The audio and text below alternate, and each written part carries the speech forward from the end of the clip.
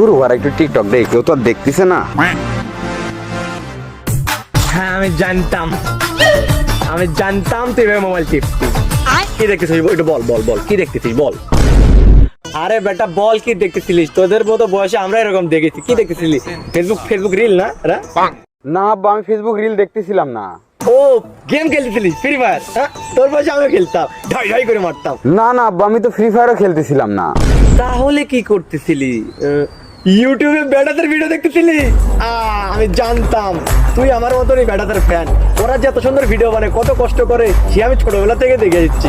যাই হোক সমস্যা নেই, বলবি তো, আমি তো তোর মানে ফ্রেন্ডের মতো।